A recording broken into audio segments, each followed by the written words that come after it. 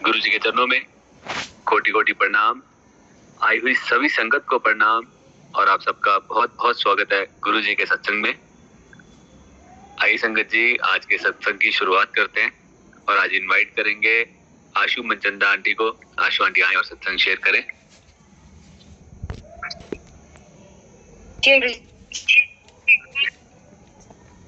शत शत कोटि कोटि प्रणाम और thank you very much Vikram uncle और मंदिर मैनेजमेंट और कुणाल अंकल, ये इतना सुंदर मौका देने के लिए, क्योंकि गुरुजी की पुस्तक से बढ़कर तो कोई बड़ा पाठ ही नहीं है। सबसे बड़ा पाठ ही हमारा यही है कि हम गुरुजी की जितनी भी पुस्तक करें वो कम है।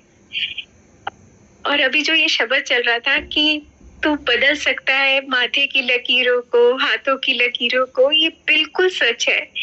कब हमारे भाग्य, कब हमारी ये रेखाएं बदल जाती है हमें पता भी नहीं चलता। इतनी कृपा, इतनी असीम कृपा गुरुजी की हमारे ऊपर में होती है और वो करते हैं। बस हमें विश्वास रखना है। हमेशा उनके ऊपर बहुत सारी ऐसी सिचुएशंस आती है जिसमें हमारे लिए बहुत कठिनाइयों का वक्त भी आता है, लेकिन वो हमारे इम्तिहान है। उन इम्तिहानों से निकलवाते भी गुरुजी है, करवाते भी गुरुजी है। बस हमारे को अपने विश्वास की डोर नहीं कभी वो ढीली करनी। हमने हमेशा उनके आगे अपना सर झुकाकर हमेशा हम वो रहे और ये विश्वास के साथ कि जो गुरुजी हमारे लिए कर रहे हैं वो हमारे अच्छे के लिए कर रहे हैं और with time it proves also. सबसे पहले तो मैं इस बात से शुरुआत करूंगी। कई लोगों ने मेरे सत्संग पहले भी सुने होंगे, लेकिन हर सत्संग किसी ना किसी के लिए जवाब होता है। इसका एक सत्संग सुनाती हूँ। अभी मई में हम लोग अपने बच्चों के पास कनाडा गए और वहां पर पिकरिंग में नया मंदिर बना है कनाडा में, टोरंटो में गुरुजी का। तो वहां पर कृपा से कई बार जाना हुआ और एक बार क्या हुआ कि जिन आंटी अंकल के साथ में हम जाते थे वो मंदिर, तो उन्होंने मेरे को बहुत पुश किया कि नहीं आज आप सत्संग करो। तो मैंने कहा नहीं, वहां पर ना सब लोग बहुत एक्साइटेड रहते हैं सत्संग करने को। तो मैंने कहा नहीं हमको करने अच्छा लग रहा है, इनको करने दो, सुनने दो। तो लेकिन उस दिन उन्होंने मुझे जबरदस्ती पुश किया और मैं गई और मेरे को कुछ भी याद नहीं आया। तो मैंने अपने छोटे बेटे का सत्संग किया और आज गुरुजी का भी इस प्लेटफॉर्म से बहुत बहुत शुक्राना। वो जो मेरा छोटा बेटा, बहुत सारी संगत को जानती भी होंगी और कुछ नई संगत भी होगी, वो पायलट बनना चाहता था और गुरुजी की ब्लेसिंग्स से ही वो कनाडा गया था पायलट बनने के लिए। Although he had a very tough time, struggle उसको बहुत करनी पड़ी, क्योंकि जिस उसमें वो गया था, ज्वाइन किया था जो स्कूल, वो स्कूल बंद हो गया। हम पूरी फीस दे चुके थे और शायद हम उस पोजीशन में नहीं थे उस वक्त में कि हम दोबारा से उसकी फीस भरते।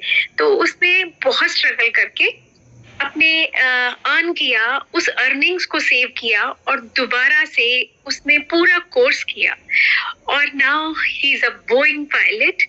एंड बहुत बहुत बहुत बहुत शुक्राना गुरुजी कि आज वो बच्चा, और ये भी गुरुजी ने बहुत कृपा करी कि हम उस वक्त कनाडा में ही थे जब उसको ये उसने ज्वाइन किया और मैं थोड़ा सा उस टाइम बेचैन हो गई थी कि नहीं हमें अब इंडिया वापस जाना है। तो उसने बोला नहीं माँ, आप अपना सपना पहले पूरा कीजिए, आप मेरे को यूनिफॉर्म में देखना चाहती थी। तो मैंने पहली यूनिफॉर्म आपके हाथों से ही पहननी है। तो उसकी आयन करी मैंने यूनिफॉर्म और उसको पहनाई and that was such a proud moment and thanks to Guruji जिन्होंने आज वो सपना हमारा पूरा किया। तो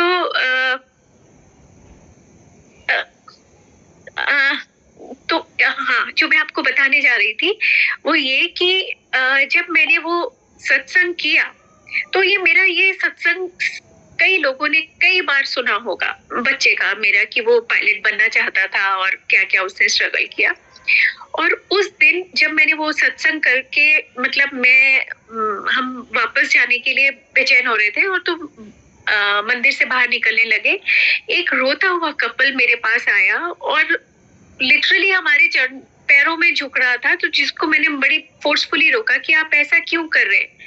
कहते आज हम ये सोच कर आए थे मंदिर कि आज हमारा कनाडा में लास्ट डे है, हम अपने बच्चे को पायलट बनाने के लिए आए थे और हमें गुरुजी से कोई जवाब नहीं मिल रहा था, और आज हमने यही बोला था कि अगर हमें कोई जवाब गुरुजी आपकी तरफ से नहीं मिला तो इसके बाद हम इंडिया वापस चले जाएंगे। और आपने कहते आज आपने वही सत्संग किया। उसके बाद में मैंने उनको अपने बेटे का फोन दिया और मैंने कहा इससे आप पूरी गाइडेंस ले सकते हैं कि क्या करना है, किधर ज्वाइन करना है, क्या क्या करना है, किस तरीके से करना है। तो दे वर सो हैप्पी, कहते हम आपने ये सत्संग सिर्फ मेरे लिए किया है। तो ये बताने का ये सिर्फ यही वजह है कि कई बार हमें हम किसी के 2 बार 3री बार भी हम सत्संग सुनते हैं, हालांकि गुरुजी की जितनी भी उस तक सुने वो कम ही लगती है, फिर हमें वही आनंद आता है, लेकिन वो कब किसके लिए जवाब है ये हम नहीं जानते। तो ये पहला सत्संग ये उसी बात का है कि आज ये सत्संग किस किस के जवाब होंगे हम नहीं जानते, सिर्फ गुरुजी जानते हैं कि वो किसके लिए करवा रहे हैं और क्यों करवा रहे हैं। अब मैं अपनी जर्नी स्टार्ट करती हूँ गुरुजी के साथ। हमारा बुलावा बहुत बहुत बहुत इंस्टेंट था। 4:30 बजे हमें गुरुजी के बारे में पता चल रहा है, जबकि मैं उस फैमिली से हूँ जो बिलीव नहीं करते थे गुरु में। सिर्फ जो मेरे फादर वो मानते थे कि गीता से बड़ा कोई क्या नहीं। सब हमारे घर में गीता पढ़ी जाती थी और कृष्ण के भक्त थे सारे। तो लेकिन गुरुजी का इतना जबरदस्त पुल था कि पहली बारी में ही जो उन्होंने बताया, हमने कहा हमें तो जाना है, आप चलिए। और हमें 4:30 बजे पता चल रहा है और 6 बजे we were on the way to Empire State. तो और उसके बाद फिर तो गुरुजी की इतनी मैग्नेटिक पावर कि उसके बाद तो वहां पर कोई जाए बगैर रह ही नहीं सकता। उनका पुल इतना जबरदस्त होता है, वो बुलाते हैं, हम में कोई हिम्मत नहीं, हम में कोई शक्ति नहीं कि हम ईश्वर तक पहुंच जाए। ये सिर्फ ईश्वर की मर्जी होती है कि जब वो हमें बुलाते हैं। तो बहुत बहुत शुक्राना गुरुजी हमें बुलाने का, अपने चरनी लगाने का। पता नहीं गुरुजी हम कितना जुड़ पाए आपसे, या अभी भी हमारे में क्या कमियां हैं वो आप ही दूर करिएगा, और बस आखिरी सांस तक हम आपके चरणों से हमेशा जुड़े रहे और वो सब करते रहे जो आप चाहते हैं। जब मैं गुरुजी के पास फर्स्ट टाइम गई थी तो मेरा फ्रोजन शोल्डर था, लेकिन और भी बहुत सारी लाइफ में ऐसी परेशानियां थी कि जो फर्स्ट प्रायोरिटी पर होती है। और शायद सब लोग जानते हैं कि जो लेडीज हैं वो अपने आप को सबसे पीछे रखती हैं, अपनी प्रॉब्लम्स, अपनी प्रायोरिटीज, मतलब वो जो भी कुछ तकलीफें होती हैं वो होता है कि नहीं पहले हस्बैंड है, बच्चे हैं, उनकी तकलीफें दूर हो जाए। तो ये जब पता चला कि ईश्वर को कुछ बताने की जरूरत नहीं होती, वो सब जानी जान है। तो हमारे तो गुरुजी साक्षात महाशिव, तो क्या कुछ बताए हम, क्या बताना था। बस आके आंसुओं से भीगा चेहरा और वो शब्द, वही सबसे बड़ा कनेक्शन होता था। गुरुजी के सामने आने पर तो बिल्कुल माइंड एकदम वॉश हो जाता था, कुछ याद ही नहीं रहता था कि हम क्या मांगे, और जरूरत भी नहीं है संगत जी गुरुजी से कुछ मांगने की, क्योंकि उन्हें सब पता है हमें कब क्या चाहिए, किस चीज की जरूरत है। तो मैं आप लोगों से भी यही करूं कि हम तो ब्लैंक हो जाते थे, लेकिन आप कभी ना मांगेगा, क्योंकि बिन मांगे मोती मिले, मांगे मिले ना भीख। पता नहीं वो रब क्या मर्जी हो, उसकी क्या क्या दे दे, तो हम सब कुछ अपनी डोर उसको छोड़ दें और अपनी लाइफ की उन्हीं को सौंप दें कि आप ही हो हमारे लाइफ के कंट्रोल और आप हमारी लाइफ को चलाए। तो फिर हमारे जो जिंदगी का घोड़ा है, अगर वो उनकी लगाम उनके हाथ में रही तो फिर सीधी जाएगी। पता नहीं गुरुजी ने अभी भी हमारी लगाम पकड़ी कि नहीं पकड़ी, नहीं जानते। हमने तो अपनी तरफ से करा है, लेकिन फिर भी इंसान है, पता नहीं क्या गलतियां करते होंगे, क्या क्या नादानियां हम करते होंगे जो हमें पता भी नहीं।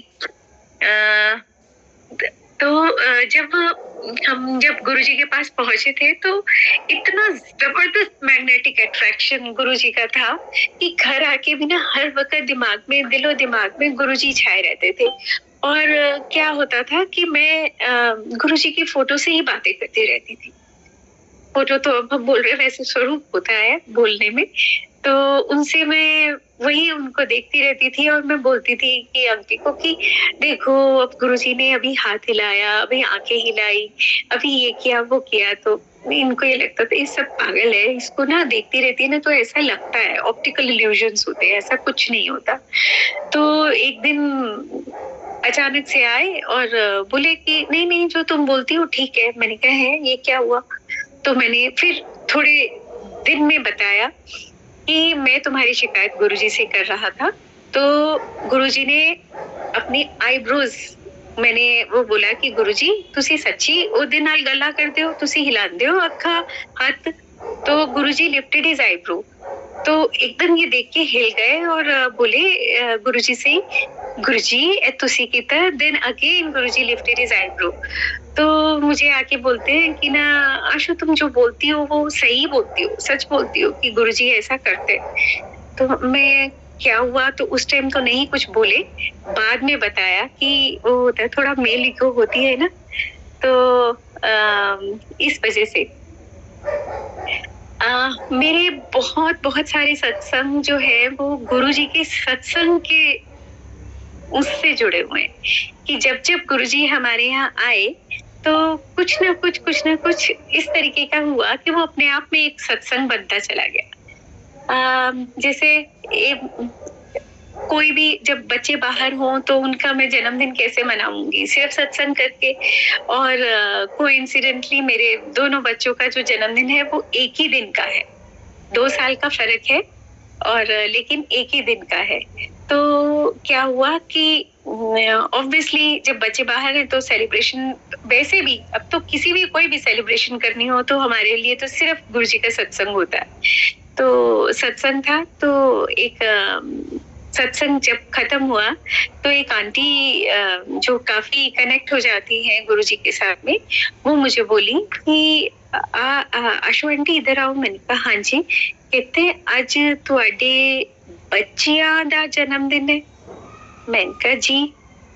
तो कह रहे दोनों बच्चों का? मैंने कहा हाँ जी। कहते आज ही के दिन होता है? मैंने कहा हाँ इकट्ठे होता है। मैंने कहा हाँ जी। तो कह रहे गुरुजी कह रहे हैं बच्चियां दी लख लख बधाइयां।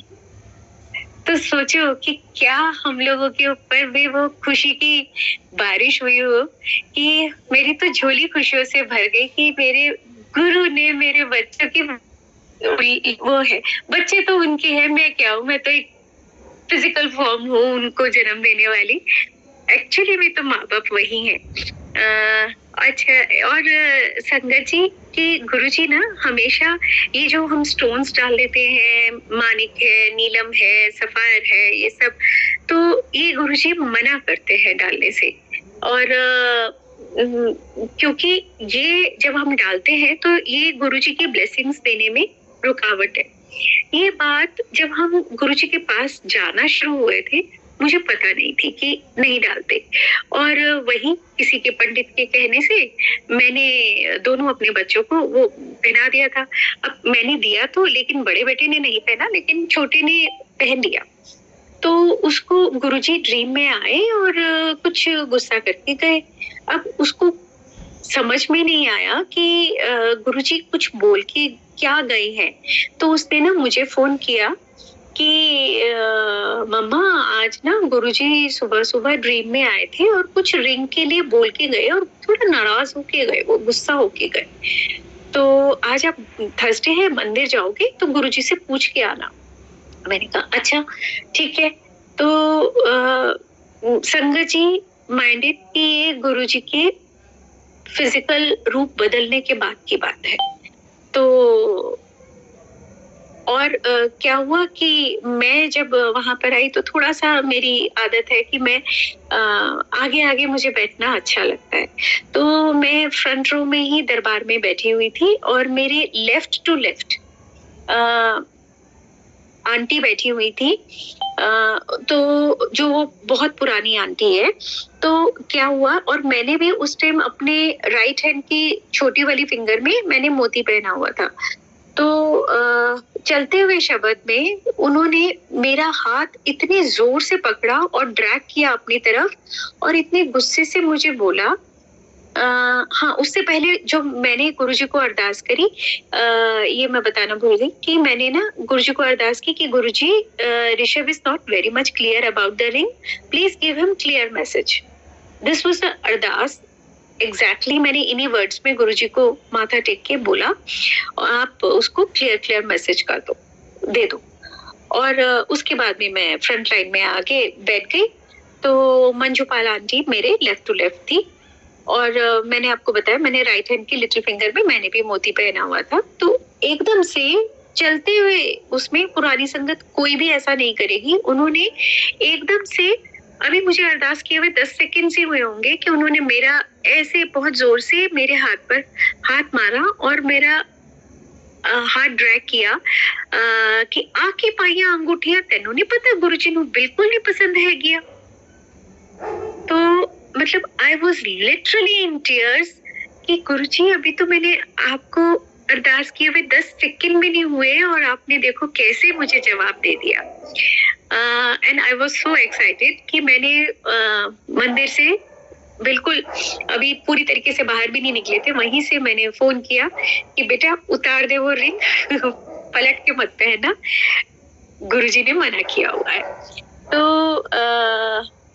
एक अब ऐसी ज्वेलरी की बात हो रही है तो मैं आपको बताती हूँ क्या हुआ कि गुरुजी मुझे टेलीपैथिकली मैसेज दे रहे थे कि तेरे सोने दा गिरेगा, सोने दा गिरेगा। अब क्या गिरेगा, अब वो ऑब्वियसली रिंग गिरने के चांसेस कम होते हैं, तो कानों से बाली निकलने का ही डर होता है। तो मैं मतलब जब भी होता था थोड़ी थोड़ी देर बाद में कि गुरुजी कह रहे हैं तो गिरेगी गिरेगी, ये तो हो ही नहीं सकता कि ना गिरे, तो मैं थोड़ी थोड़ी देर बाद में चेक करती रहती थी ऐसे हाथ लगा के। तो इंटैक्ट। और एक बार क्या हुआ कि संडे का दिन था, I had my hair wash, तो उसके बाद में मैं आई और उसके बाद में मैं पूजा करने बैठी, अपना शिव पुराण पढ़ रही थी। तो ऐसे ही पढ़ते पढ़ते मेरा कान पे हाथ लगा तो देखा बाली नहीं, तो होश उड़ गए कि गुरुजी तो बोल ही रहे थे, निकल गया। तो एकदम से गुरुजी ने कहा, ओ किथे नहीं गया, पहले अपना पाठ पूरा कर। This was all again by telepathy. I completed my part और उसके बाद में मैं, लेकिन घबराहट तो हो ही रही थी, बेचैनी तो हो ही रही थी। तो मैं उठी, अपना वॉशरूम चेक किया, टाल चेक किया, कहीं नहीं मिला।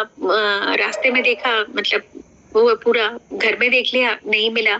तो हस्बैंड ने पूछा क्या हुआ क्या हुआ, मैंने कहा नहीं नहीं कुछ नहीं कुछ नहीं। तो कह रहे नहीं नहीं तुम्हारा मुंह उड़ा हुआ है, तो कुछ तो हुआ है बताओ। तो मैंने बोला ऐसा ऐसा है। तो इतने में फिर गुरुजी ने बोला, वो चंगी तरह देख तेरे को ही हैगा। तो मैंने चेक किया तो वो it was with me only. तो मैंने वो निकाला, संगत जी वो बंद बाली, उसका लॉक लगा हुआ था। और जो मेरे कान के छेद हैं वो बहुत छोटे हैं, उसमें हार्डली कोई ईयर रिंग घुसता, आराम से नहीं जाता, बहुत छोटे छेद है। तो वो उसमें से मेरे हस्बैंड बार बार बोले, अगर ये तुमने मेरे सामने नहीं निकाला होता तो मैं कभी नहीं मानता कि ये बंद बाली तुम्हारे कान से निकल सकती। तो संगत जी, गुरुजी कैन डू एनीथिंग एनीथिंग। जब मैं जब भी सत्संग करवाती हूँ ना तो गुरुजी को परेशान बहुत करती हूँ कि गुरुजी आना है, आपकी प्रेजेंस मुझे पता चले, ये वो दिस दैट, परेशान करती रहती हूँ। तो एक बार होता क्या है कि जब भी संगत आती है तो वो बताती है, अरे आपके घर में नीचे से फ्रेग्रेंस आ रही है गुरुजी की। तो दिल को वो हो जाता है कि अच्छा गुरुजी आए हैं, आए हैं। क्योंकि आप जब उसी ऑरा में रहते हैं ना तो उसको आपको वो फ्रेग्रेंस इतनी महसूस नहीं हो पाती। तो जब संगत आके बोलती है ना तो दिल खुश हो जाता है कि अच्छा अच्छा अच्छा गुरुजी आए हुए हैं। तो एक बार किसी ने कुछ नहीं बोला मुझे, तो वही होता है कि हम उस ऑरा में होते हैं तो पता भी नहीं चलता। तो मैंने कहा, मैं बार बार ना मैंने कहा गुरुजी अब की बार आप आए थे, पता नहीं चला, किसी ने भी नहीं बोला गुरुजी आप आए भी थे। तो 2 दिन बाद हमारे नेबर आंटी है, तो उन्होंने बोला आशु तेरे यहाँ 2 दिन पहले सत्संग था। अब मैं उस दिन उनको बुलाना भूल गई थी। तो मैंने बोला हाँ आंटी था, सॉरी मैं आपको बुलाने ही भूल गई। कहते नहीं मैं तेरे घर के नीचे से निकली, because we are at 3rd floor.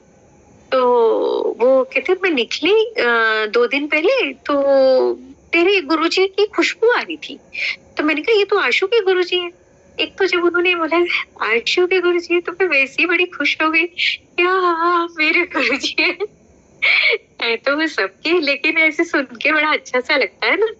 तो उन्होंने बोला कि तेरे गुरुजी की खुशबू आ रही थी। तो मैंने कहा उसने बताया तो है नहीं सत्संग का, लेकिन वो आ रही थी। तो वो जो मैं जो बार बार गुरुजी को तंग कर रही थी कि आप आए थे, तो देखो गुरुजी ने कैसे जवाब दिलाया। तो और एक बार की बात है कि सत्संग करवाया तो जो जल प्रसाद हम गुरुजी को देते हैं तो उसके बाद में तो पूरे संगत में बट जाता है। लेकिन उस दिन चांस की बात है, अब ये गुरुजी की मर्जी रही होगी कि मैं देना ही भूल गई और किसी संगत ने भी नहीं याद दिलाया। तो अब जब मैंने बाद में नोटिस किया कि अरे गुरुजी वाला जल प्रसाद तो रह ही गया, तो अभी क्या करूं। तो मैंने क्या किया कि वो फ्रिज में पीछे को रख दिया और ये कि कहीं गिरे ना, तो बिल्कुल कॉर्नर में कर दिया। और एज यूजुअल जैसे हम लोग होते हैं कामों में और उसमें बिजी हो गए, आगे आगे और चीजें आ गई, बिल्कुल भूल गई। अब वो 15 दिन के बाद में जैसे थोड़ा होता है कि फ्रिज साफ कर लो, देख लो क्या करना, तो वो मैंने देखा और जब ग्लास दिखा गुरुजी का तो अरे गुरुजी का ये तो जल प्रसाद रह ही गया। तो अब क्या करूं संगत जी, अब मुझे कुछ नहीं सूझा। मैंने क्या किया कि उस जल प्रसाद को जो मेरा पानी का कैंपर है मैंने उसमें डाल दिया कि चलो सारा ही जल प्रसाद हो गया। तो अब उसके बाद जो भी आए हम भी पिए, तो इतनी रोज फ्रेग्रेंस उसमें कि ना सब बोलते थे आपने क्या मिलाया पानी में। तो अब क्या बोले हम उनको, क्या मिलाया, हमने तो सिर्फ जल प्रसाद मिलाया है। तो उसमें जब तक वो, और उसमें क्या था कि जब वो हमारा कैंपर खाली होता था हम उसको दोबारा रिफिल कर देते थे। लेकिन जब तक खाली क्या मतलब जैसे थोड़ा सा पानी रह गया तो उसको रिफिल कर दिया। तो जब तक हम उसको रिफिल करते रहे उसमें गुलाब की खुशबू पूरे पानी में बनी रही। तब तक जब तक हमने उस कैंपर को पूरा एम्प्टी करके जब तक वो मांजा नहीं तब तक उसमें वो खुशबू बनी रही। And I think so that happened for 3-4 months। तो पता नहीं ये गुरुजी की क्या लीला थी, कितने लोगों को उन्होंने ब्लेस करना था, क्योंकि गुरुजी की तो ब्लेसिंग देने के नायाब तरीके हैं। तो जैसे कई बारी पिक्चर हॉल में जाके गुरुजी लोगों को ब्लेस करके आते थे, कई बारी सड़क पर खड़े होके लोगों को ब्लेस किया करते थे। तो अब होटल्स में जाके 5 स्टार होटल्स में संगत को ले जाते थे, अब वहां ले जाके भी कईयों को ब्लेस करते थे। तो गुरुजी की तो खैर ब्लेसिंग देने के नायाब तरीके। अब इसी बात से एक सत्संग याद आता है कि क्या हुआ कि मेरे ब्रदर ने उसकी मतलब बिटिया का कोई फंक्शन था, तो उसके कुछ ऐसे फॉर्मल गेस्ट आए हुए थे। तो उसने मेरे को और मेरे हस्बैंड को बोला कि ना ऐसा है कि तुम इनको जरा अटेंड कर लो, हम लोग थोड़े बिजी हैं, नहीं इनको कर पाएंगे, बड़े फॉर्मल से गेस्ट है, तो थोड़ा टाइम दे दो इनको अपना। ठीक है। अब क्या हुआ कि हम 4 बातें करी, उसके बाद में हमारा तो घूम फिर के रिकॉर्ड वही आ जाता है गुरुजी। तो हमारे पास तो कोई और बात करने को भी नहीं अभी सोचती। तो अब उन्होंने बोला हाँ हाँ वो गुरुजी, अच्छा अच्छा अच्छा ऐसे वाले, वो तो ये करते हैं वो करते हैं। He started talking some nonsense. तो मैं गया हुआ हूँ, तो ना इनको लगा कि नहीं ये पता नहीं किसी और के बारे में तो नहीं समझ रहा। इन्होंने वो अपना गले में लॉकेट पहना हुआ था गुरुजी का, वो निकाल लिया। अब जब इन्होंने निकाल लिया तो मैं परेशान हो गई कि इन्होंने ये खाते खाते उनको कन्विंस करने के लिए ऐसे हाथ लगा दिया लॉकेट को, और हाथ तो गंदे हैं, झूठे हैं। तो अब मैं इनको तो क्या ही बोलती कि किसी के सामने, तो लेकिन मुझे मन में मैंने माफी मांगी गुरुजी से और बोला लेकिन ये तो गलत हो गया, ये सब खाते पीते गुरुजी को झूठे हाथ लगा दिए। अब संगत जी हम घर वापस आए,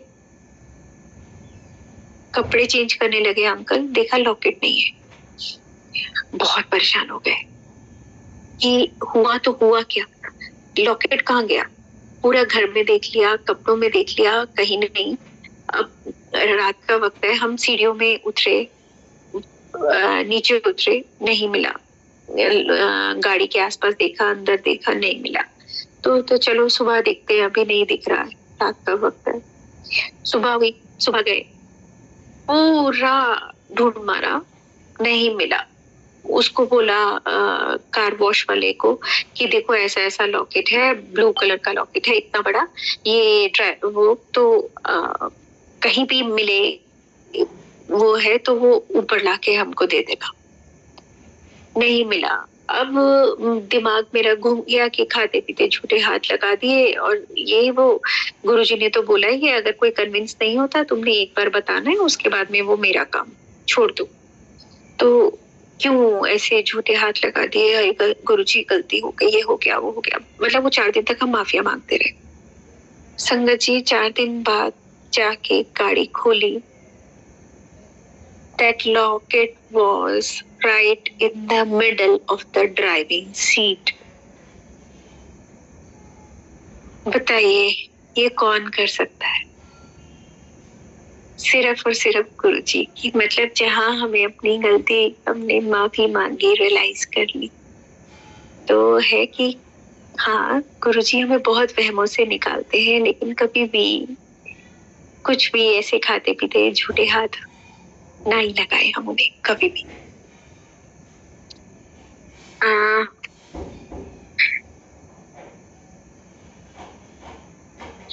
अब जो मैं आपको बता रही थी कि मेरे बहुत सारे सत्संग गुरुजी के सत्संग के साथ जुड़े हैं। तो क्या हुआ कि एक बार सत्संग था, उस दिन मैंने काले चने और साथ में आलू गोभी बनाई थी। तो पायलट आंटी भी आई हुई थी, और अभी पायलट आंटी आए हुए 5-7 मिनट ही हुए थे उन्हें, या 10 मिनट हो गए होंगे।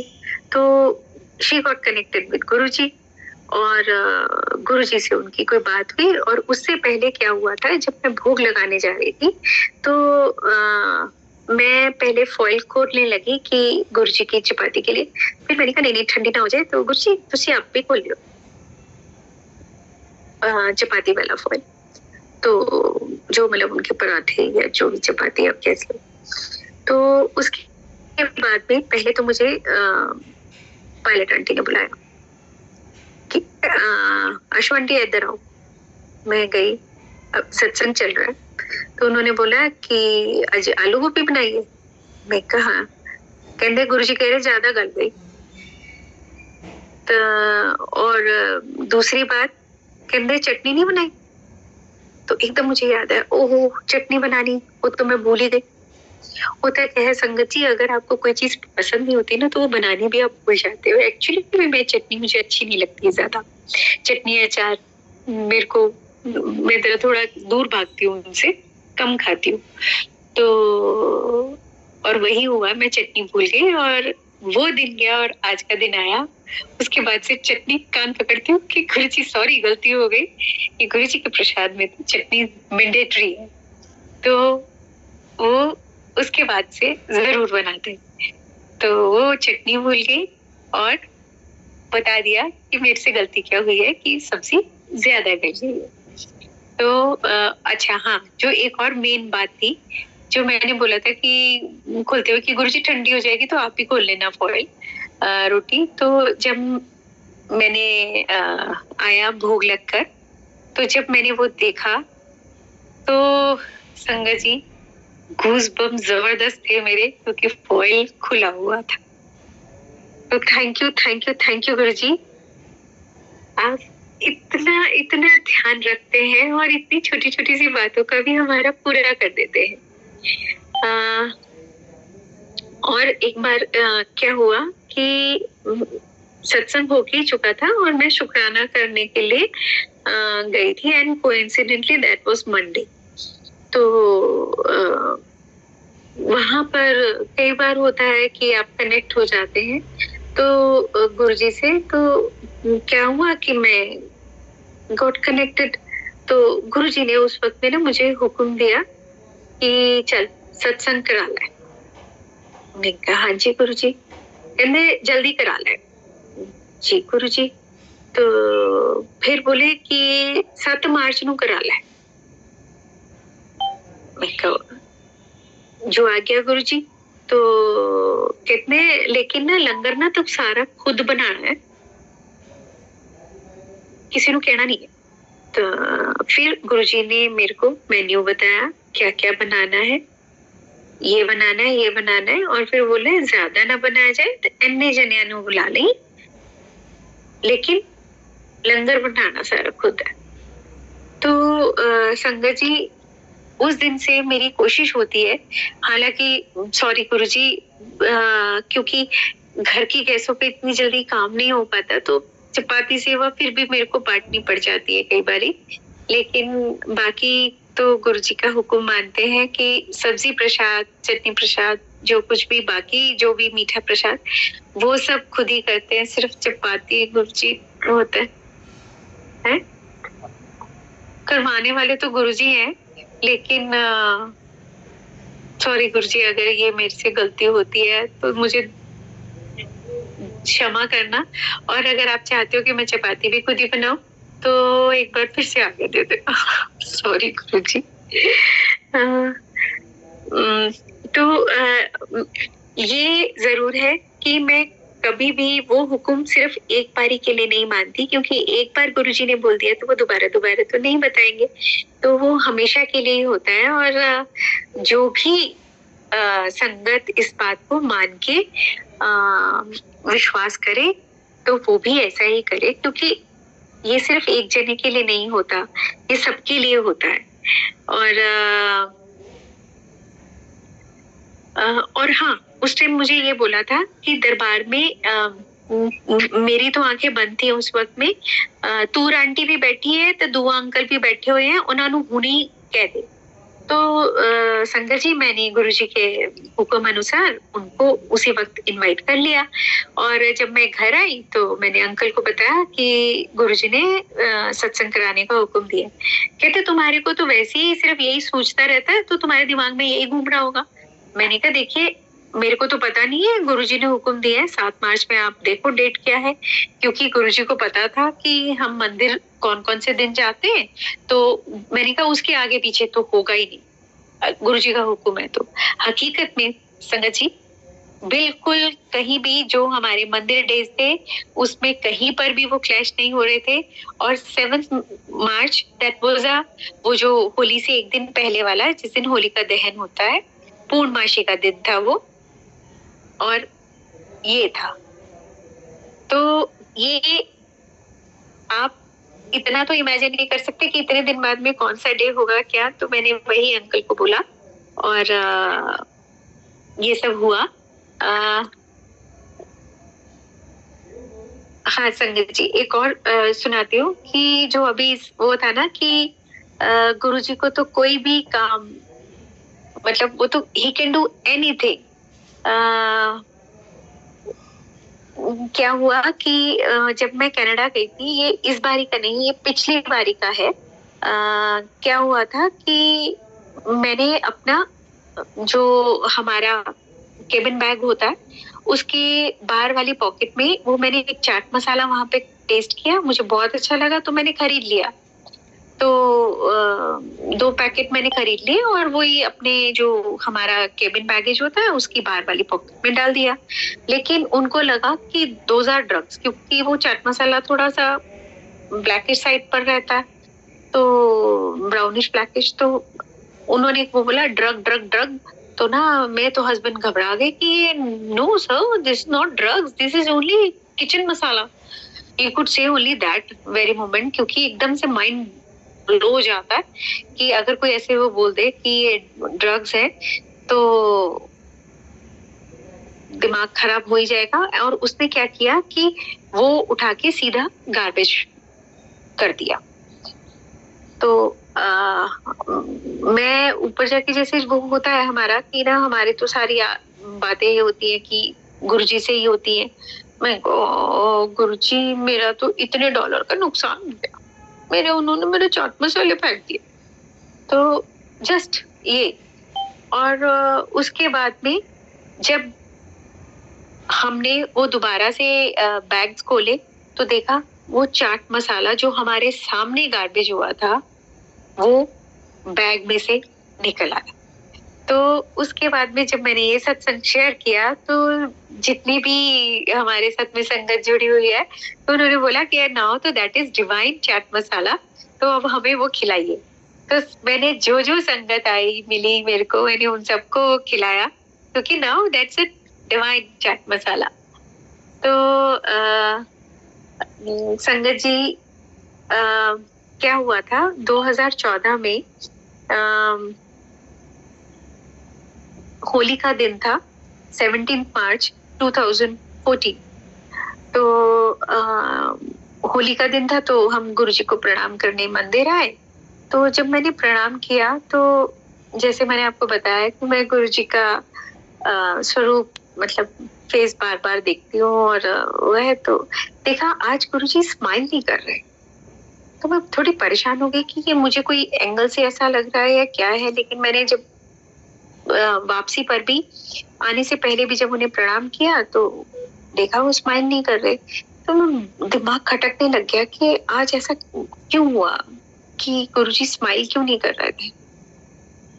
और उसका जवाब मुझे घर जाते जाते तक मिल गया क्योंकि अंकल की तबीयत खराब होनी शुरू हो गई और इनको जो प्रॉब्लम आई वो that was small vessel cutaneous vasculitis.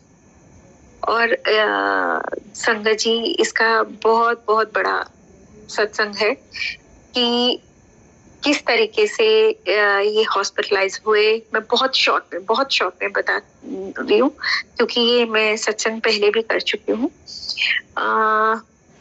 क्योंकि वो स्मॉल वेसल क्यूटेनियस वेस्कुलाइटिस उसमें क्या है कि इट्स अ इम्यूनिटी सिंड्रोम, कि इनकी अपनी इम्यूनिटी से ही जो कुछ वो हुआ था तो वो एक ड्रग रिएक्शन की वजह से हुआ और जो ब्लड वेसल्स को फाड़ के रप्चर करके जो ब्लड था it came on the skin और वो पूरे पैचेस में ऐसे लगता था कि कोई बहुत भयंकर एक्सीडेंट हुआ क्या हुआ। और पूरी बॉडी इस तरीके से हो गई थी कि ये ना हाथ सीधे कर पा रहे थे, ना चल पा रहे थे, ना कुछ मतलब मोबाइल भी नहीं पकड़ पा रहे थे। इनका अपने बेड से उठना, हिलना डुलना, करवट लेना, एवरीथिंग बिकेम वेरी इम्पॉसिबल। तो ये हम हॉस्पिटलाइज किया, कोई रिजल्ट नहीं आया, कुछ नहीं आया। 15-20 दिन तक ये रहे लेकिन नो इम्प्रूवमेंट एट ऑल। तो मैं बार बार यही बोलती रही कि गुरुजी कुछ तो इंडिकेट करो कि ये इलाज सही हो रहा है। तो लेकिन संगत आती रही, प्रसाद खिलाती रही, कुछ भी फर्क नहीं पड़ा।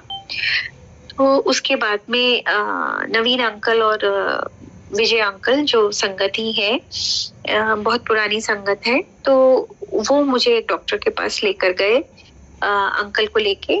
और वहां पर वो फोर्टिस हॉस्पिटल में, और वहां पर गेट से फ्रेग्रेंस थी। तो वो जो मैं मांगती गुरुजी से कि गुरुजी इंडिकेशन देना अगर हम सही तरफ को जा रहे हैं, सही इलाज हो तो तब गुरुजी ने इंडिकेट किया कि now you are going to a good doctor, now he is a right doctor. तो एक्चुअली में जो गुरुजी के वचन है कि अगर डॉक्टर अच्छा हो तो ओ रब दा दूजा रूप हुंदा। यकीन मानिएगा संगत जी कि वो सिर्फ और सिर्फ गुरुजी उसके मुंह से बोल रहे थे। मतलब पहले दिन उन्होंने ये बोला कि इनको हम स्टेरॉइड्स दे रहे हैं तो सॉल्ट भी नहीं देना है, शुगर भी नहीं देना है, नो सॉल्ट नो शुगर। तो वैसी ही डाइट, अब इतनी स्ट्रॉन्ग मेडिकेशन, स्ट्रॉन्ग वो हो गया तो एकदम से बंदा सिंक करना शुरू कर देता है। मतलब थोड़ा सिंकिंग पोजीशन में ऐसी आ जाती है। तो बहुत घबरा गई थी मैं। तो उसके बाद में हम दोबारा इनको डॉक्टर के पास लेकर गए। तो इमेजिन डॉक्टर ने क्या बोला, मैंने कहा डॉक्टर साहब ये कुछ खाते नहीं है और ये पोजीशन हुई है। तो कहते समोसा खिला, जलेबी खिला, जैसा नई नई शादी में बढ़िया बढ़िया खाना बना के खिलाती थी वैसा खाना खिला। तो मतलब मेरी आंखें फटी की पटी रह गई कि समोसा और जलेबी, डॉक्टर जिसमें वो स्टेरॉइड्स दे रहा है, जो एक दिन पहले मुझे ये बोला था कि नो सॉल्ट नो शुगर। मैंने कहा डॉक्टर साहब आपने ही तो बोला था नो सॉल्ट नो शुगर। तो जो बोलने का अंदाज था वो बिल्कुल गुरुजी का था। अरे वो सब मैं 15 दिन में संभाल लूंगा। और उस टाइम मेरे बच्चे बाहर थे, पढ़ रहे थे और फाइनल्स उनके दोनों के सिर पर थे। तो और जो छोटा था वो आ सकता था लेकिन उसका पासपोर्ट रिन्यूअल के लिए गया हुआ था। सॉरी, उसका वीजा एक्सपायर हो गया था तो वो वीजा के लिए गया हुआ था, तो वो आ नहीं सकता था। और जो बड़ा था वो MBA करने के लिए चला गया था कनाडा, US। तो उसने बोला कि मम्मा मैं सिर्फ एक हफ्ते के लिए आ सकता हूँ। हालांकि मुझे उस वक्त में बहुत बहुत ज्यादा जरूरत थी बच्चों की, लेकिन बड़ा दिल पक्का करके मैंने ये बोला कि तू गुरुजी है, तू डॉक्टर है, तू क्या करेगा, तू फाइनल्स तेरे सिर पर है, तू मेरे को बस अच्छा रिजल्ट दे दे, यही सबसे बड़ा मेरे लिए गिफ्ट होएगा। तो जबकि ये था कि अंकल को उठाना बिठाना और करवट दिलाना, मतलब बीइंग अ फीमेल, एक पूरे मेल को हिलाना डुलाना बहुत मुश्किल होता है, जो मेरे लिए बहुत डिफिकल्ट हो रहा था। लेकिन उस वक्त गुरुजी ने अपनी ऐसी अच्छी संगत भेजी कि मेरे को कभी, मतलब एक आध बार कोई ऐसे हुआ हो तो प्रॉब्लम हुआ हो, लेकिन कभी मुझे कोई तकलीफ नहीं हुई। और उसके बाद उस डॉक्टर ने ढींगरा अंकल को बोला, जो संगत के ही है, कि आप तो ग्राउंड फ्लोर पर रहते हैं ना, अब बताइए उसको कैसे पता कि मेरे दोनों बच्चे बाहर हैं। डॉक्टर को मैंने तो उससे कोई अपनी फैमिली डिस्कस नहीं करी थी, और ये कैसे पता चला कि वो ग्राउंड फ्लोर पर रहते। और उनको बोला कि आज आपको लड़ाई करना पड़े, झगड़ा करना पड़े, कुछ भी करना पड़े, she is very lonely lady, आज आप इनको अपने घर लेकर जाएंगे। और जिस वे में वो बोला डॉक्टर, वो सिर्फ और सिर्फ गुरुजी के बोलने का अंदाज। तो संगत जी, गुरुजी हमारे साथ पल पल है, हर पल है। बस हमें जरूरत है तो सिर्फ और सिर्फ गुरुजी के ऊपर छोड़ने की। संगत जी, इस वक्त भी uncle right now he is suffering with vision loss. 22 दिसंबर अभी जो अभी किया 2023 का, उस दिन ऑल ऑफ अ सडन इनका एकदम से लेफ्ट आई का विजन ऐसे गया जैसे स्विच ऑफ हो जाता। और उसके बाद हम hospitals, obviously centre for site में गए सबसे पहले, कि कहीं क्योंकि सुनने में कई लोगों का आया था कि रेटिना डिटैच हो गया, ये वो, तो कि कुछ ऐसा तो नहीं हो गया। तो उन्होंने बोला कि everything is okay, but you need a neurologist as well as MRI has to be done immediately, तो you rush to Fortis Hospital। तो Fortis Hospital का पिछला हमारा बहुत अच्छा एक्सपीरियंस भी रहा था, तो हम फटाफट Fortis Hospital चले गए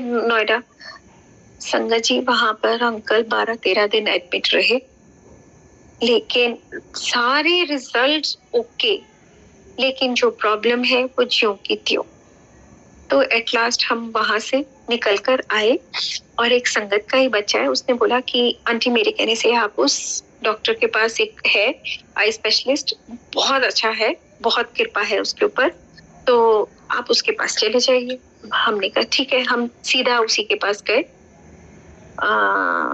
तो उसने वो भी देख के परेशान हो गया कि सारे रिजल्ट्स तो आपके ठीक आए हैं, तो मैं देखूं तो देखूं क्या, करूं तो करूं क्या, इलाज करें किस चीज का। तो उसने बोला कि अच्छा एक टेस्ट आपका रह गया, एट लास्ट ये भी करवा ले और ईश्वर से मनाइए कि इसमें कुछ प्रॉब्लम निकल आए। लेकिन संगत जी उसमें भी कोई प्रॉब्लम नहीं आई, वो भी रिजल्ट आए। मतलब परेशानी के बाद आप ये देखो कि लोग कहते हैं कि हमारे रिजल्ट ओके आए और यहाँ पर हम ये मना रहे थे कि कुछ प्रॉब्लम निकल आए, तो तभी तो इलाज होगा। क्योंकि लेकिन अब विजन लॉस हुआ है तो पता ही नहीं चल रहा है कि प्रॉब्लम है कहाँ और इसको क्योर कैसे करें, क्योंकि रिजल्ट्स तो सारे ओके आ रहे, जो भी हम टेस्ट कर रहे हैं सारा रिजल्ट ठीक आ रहे हैं, A to Z सारे ठीक आ रहे हैं, लेकिन उसमें भी कोई प्रॉब्लम नहीं निकला।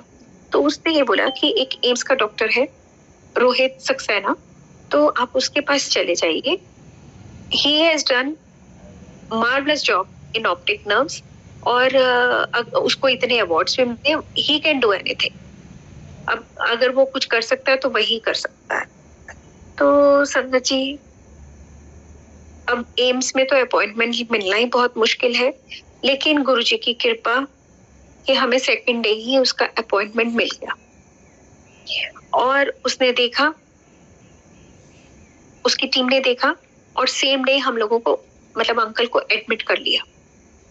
और जब वो एडमिट कर रहे थे तो मैं बहुत डबल माइंडेड हो गई कि वो है, तो वो डॉक्टर ने मुझे कहा आप एम्स में एडमिट कराने के लिए सोच रही है मैडम? एम्स में लाइन लगी हुई होती है, सालों तक लोग वेट करते हैं अपना इलाज कराने के लिए, हम आपको एडमिट कर रहे हैं और आप सोच रही हैं। और मैंने कहा नहीं नहीं नहीं, अब मेरे को बात घुमानी पड़ी।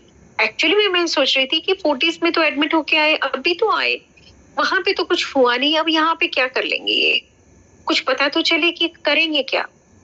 लेकिन बीइंग कि अच्छा एम्स की रेपुटेशन और फिर जिस हिसाब से उसने बोला, मैंने कहा अगर गुरुजी ऐसा करवा रहे हैं तो कुछ मिरेकल ही हो रहा होना होगा शायद। हाँ, लोगों को मिलता नहीं है एडमिशन और हमारे को जबरदस्ती एडमिट किया जा रहा है और बोला जा रहा है कि रात के 3 बजे आपका MRI भी होगा। अब मैं वो भी परेशान थी कि MRI एक बार फिर होगा, 3 MRI तो पहले हो गए, तो क्यों इतनी रेडिएशंस। लेकिन अब बोल तो नहीं सकते हैं हम डॉक्टर्स के आगे। एनीवेज हुआ भी और एडमिट भी किया गया, इनका प्लाज्मा फेरेसिस हुआ। लेकिन संगत जी अभी सिर्फ 15 और 20% के बीच में झूल रहे हैं ये। he can see only from the corner of his eye, bit of that, but not fully, and now थोड़ा ड्राइविंग में भी दिक्कत है अभी। he doesn't feel confident कि मैं कहीं ऐसे ले जाऊं और कोई गड़बड़ हो जाए, तो he is not driving at all, which is safe of course। लेकिन हमें बहुत बहुत सिर्फ उम्मीद है तो गुरुजी से कि अगर गुरुजी ने उन्हें घर पर रोका हुआ है और ये सब चीजों से दूर रखा हुआ है तो जरूर जरूर कोई वजह होगी जो शायद हमें आने वाले वक्त के साथ पता चलेगी कि क्यों गुरुजी ने इनको घर बिठाया था। तो ये तो गुरुजी ही जाने। तो जब हमने सब सरेंडर कर दिया है तो इनका आएगा विजन भी जरूर आएगा और हमें जवाब भी जरूर मिलेगा कि क्यों गुरुजी ने इनको इतने दिन तक घर में स्टार्टअप रखा था। हो सकता है कि ये पीरियड उनका सड़क पे निकलने के लिए अच्छा ना हो या कोई और वजह हो, कुछ और बड़ी प्रॉब्लम से बचाने के लिए गुरुजी ने शायद इसके साथ में इनको करा हो। तो ये तो सिर्फ गुरुजी जानते हैं। लेकिन जब हमने सारी अपनी जिंदगी की बागडोर गुरुजी आपको सौंपती है, तो आप जो भी कर रहे होंगे हमारे लिए वो अच्छा ही कर रहे होंगे। तो संगत जी, मैं आपको एक सत्संग सुनाती हूँ अपनी मदर का। अब तो मेरी मदर और ओल्ड हो गई है, नाउ शी इज 94। तो अब तो उनके लिए वो चलना फिरना, क्योंकि अब तो पार्किंग से मंदिर तक आने में भी बहुत होता है, तो इतना तो शायद वो नहीं चल पाएंगी। हालांकि she is very keen to come to mandir, बहुत तरसती है वो आने के लिए, लेकिन अब हम वही बोलते हैं कि मम्मा अब वो सब बदल चुका है, अब आप नहीं वहां पे पार्किंग तक, मतलब मंदिर के गेट तक गाड़ी नहीं आ सकती है, नहीं तो हम आपको लेके जाते। तो वो कभी भी ऊपर नहीं बैठती थी, चेयर पे नहीं बैठती थी, नीचे बैठती थी, नीचे बैठ के प्रणाम करती थी गुरुजी को। शी लव्स गुरुजी, और उनके पास में गुरुजी नाम की मैजिक की है, क्योंकि फॉरगेटेबल है, एज फैक्टर है, तो कभी चाबियां रख के भूल जाती हैं, तो कभी अपना स्पेक्स रख के, कभी अपनी मेडिसिन रख के भूल जाती हैं। तो उनके पास में जो मैजिक की है वो गुरुजी, कि गुरुजी मेरे को ये नहीं मिलता, मुझे वो नहीं मिल रहा, तो गुरुजी उनको टेलीपैथिकली बता देते हैं कि ये चीज यहाँ पड़ी है, वो चीज वहां पड़ी है, and she finds exactly over there जहाँ गुरुजी बताते।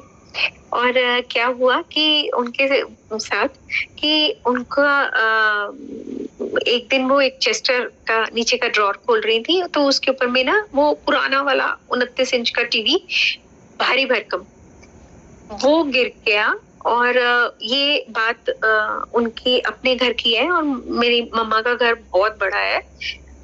तो उस टाइम जो छोटा ब्रदर जो ऊपर उनके साथ में रहता था, वो दुबई शिफ्टेड था अपने उसके विद फैमिली, तो वो 10 साल वहीं पर ही था। तो वो बिल्कुल अकेली थी। नीचे बड़े ब्रदर वो बोलते थे मम्मा को कि आप आ जाओ नीचे रह लो, लेकिन शी फील्स गुड अपना फर्स्ट फ्लोर पे, तो वो अकेली ही रह रही थी। तो उन्होंने चेस्टर खोला, तो वो 29 इंच का टीवी जो है वो मम्मी के ऊपर आके गिरा।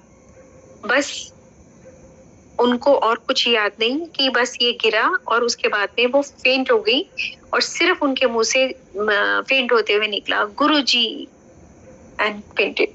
और उस वक्त संगत जी मैं तब मेरा जो बड़ा बेटा था वो बैंगलोर था, तो मैं उसके पास बैंगलोर गई हुई थी, और सुबह सुबह मेरे को गुरुजी टेलीपैथी से बोलते मानू फोन लगा, मानू फोन कर ले, मानू फोन कर ले। तो मैंने बेटे को बोला कि बेटा जरा नानी को फोन लगा। तो कहते क्या हुआ मम्मी सुबह सुबह? मैंने कहा मुझे नहीं मालूम, गुरुजी कह रहे कि मां नाल गल कर। तो मैंने कहा इसलिए। तो मैंने जब मम्मी को फोन मिलाया तो मतलब शी वॉज ओवरवेल्म्ड, और मम्मी और रोती भी जा रही थी, और थोड़ी वो भी थी, सरप्राइज भी थी। कहते कि तूने आज सुबह सुबह फोन कैसे कर लिया? मैंने कहा मुझे नहीं मालूम, मेरे को तो गुरुजी ने बोला है मानू फोन कर। तो कहते कि रात को ऐसा ऐसा हुआ, और वो 29 इंच का टीवी मेरे छाती पे आके गिरा, और कहते मैं बस गुरुजी बोल के मैं बेहोश हो गई। और जब मम्मी को होश आया, घर में कोई भी नहीं, जैसा आपको बता चुकी हूँ मैं, वो इतना बड़ा टीवी जो बेड एक वहां पर बिछा हुआ, उसके सेंटर में वो पड़ा रहा, वो पड़ा हुआ था, और मम्मी को कोई चोटें नहीं, कोई कुछ नहीं, बस हल्का सा एक जगह नींद पड़ा। अब संगत जी यू कैन इमेजिन, वो टीवी वहां मम्मी की चेस्ट से कौन उठा के बेड पर रख सकता था? वो सिर्फ और सिर्फ गुरुजी की कृपा थी, गुरुजी का कमाल था। सॉरी गुरुजी।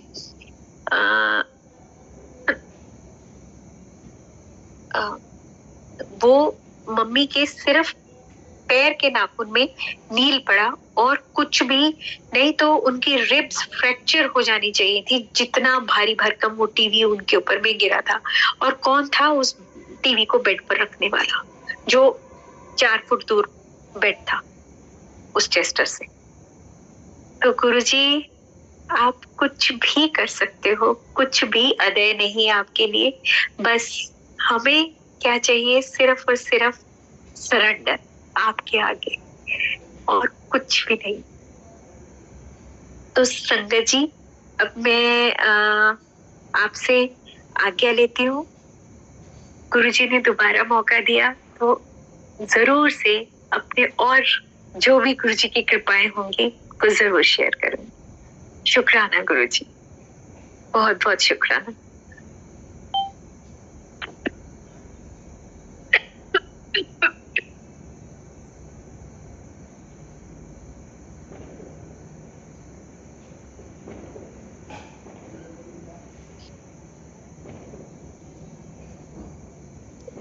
विक्रम अंकल।